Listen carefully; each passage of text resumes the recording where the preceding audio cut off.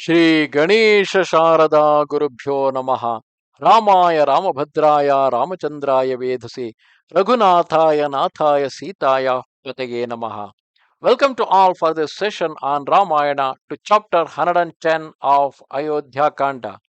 In the previous chapter, we saw Jabali using the words of atheism told Rama that there is no father, there is no son, so you need not have to follow the words of your father. You can enjoy the kingdom which is given to you by Bharata.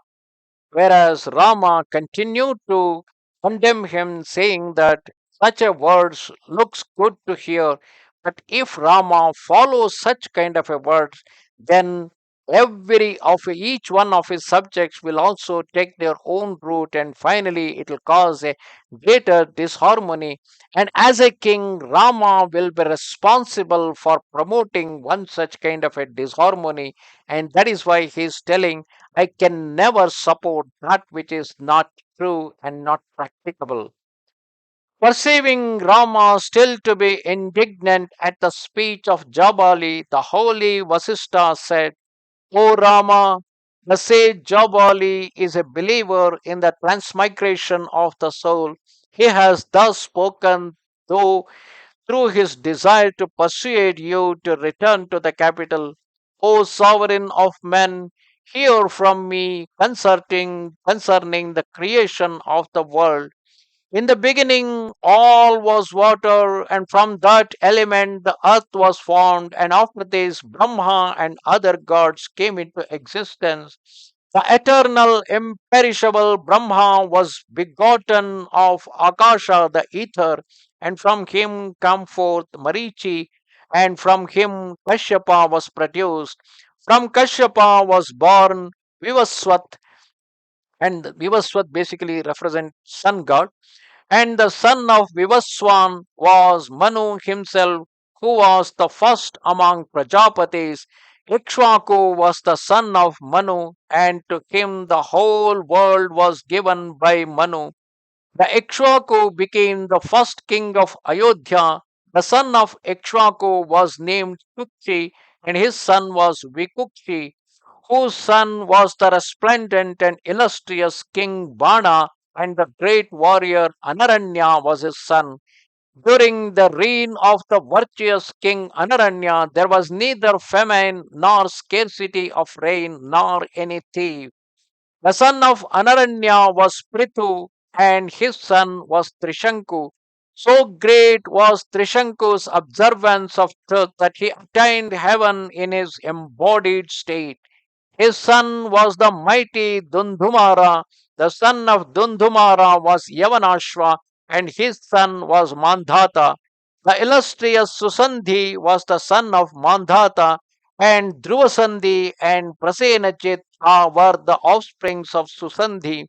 The renowned Bharata was the son of Dhruvasandhi, and from Bharata sprang Ajita, against whom the great kings Hima, Asita, it's actually not Ajit, Asita, against whom the great kings of Haihaya, Talajanga, and Shashavindu declared war. Asita laid siege to them by building fortification, but found their defeat beset with difficulties. Resigning his throne, Asita retired to the delightful Himalayas to devote himself to spiritual practices. It is said that one of his two queens was pregnant, and the other gave her poison to destroy the fetus. The queen Kalindi approached one who was pregnant. He approached the sage Chavana, the son of Brigu, who resided in the Himalayas at that time, and paid him respectful homage. He, gratified knowing her to be desirous of son, said, O goddess, you shall bring forth a son who will be renowned, virtuous, magnanimous, of excellent conduct, a promoter of his race, and subduer of his enemies. The queen, hearing this, saluted the rishi with reverence. She then returned home and brought forth a son whose eyes resembled the lotus, and who resembled Brahma in splendor. Being born with poison, which in Sanskrit is called as Gara, that her fellow consort had administered to her, Kalindi's son was named Sagara, one who is born with poison. Consecrated at a fitting season, King Sagara drained the ocean. His son was called Asamanjasa. He oppressed the people, and the king ordered him to be banished on account of his evil ways. The son of Asamanjasa was Anshuman, and his son was Dilipa. The son of Dilipa was Bhagiratha. The son of Bhagiratha was Kakusta, whose son was Raghu, from whom the royal line has been named.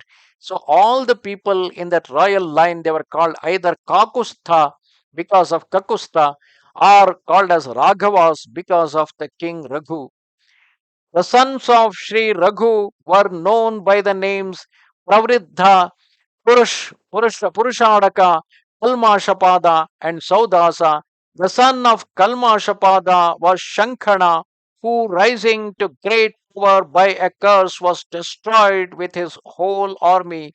The mighty hero Sudarshana was the son of Shankhana, and his son was Agnivarna, and Agnivarna's son was Shigraga. His son, the Shigraga's son, was called Meru. The Meru's son was Prashuvara, and his son was the great sage Ambarisha. The son of Ambarisha was the truthful prince Nahusha, whose son was the virtuous Nabhaga. Nabhaga had two sons, Aja and Suvrata, and the son of Aja was the illustrious sovereign Dasharatha. You are the son of great monarch Dasharatha, renowned all through the world, who reigned over earth and heaven. In the dynasty of Ikshwaku, the eldest son succeeds to the throne. While the eldest son lives, none else can become king. It is not meet for you, it is not good for you to violate this sacred tradition of the house of Raghu. O great one, reign over this earth filled with treasures and those extensive dominions subject to you, as did your father. Thus ended chapter 110 of Ayodhya Kanda in Ramayana, where Vasista, being a Kulapurohita, one who is the preceptor for their entire dynasty, went on telling him about the lineage of Rama and told him never that lineage is broken, where every time the eldest son was put to the throne, except during the Sagara time, where Asamanjasa was an ill, wicked person who created problem for his people, so he was banished into the forest.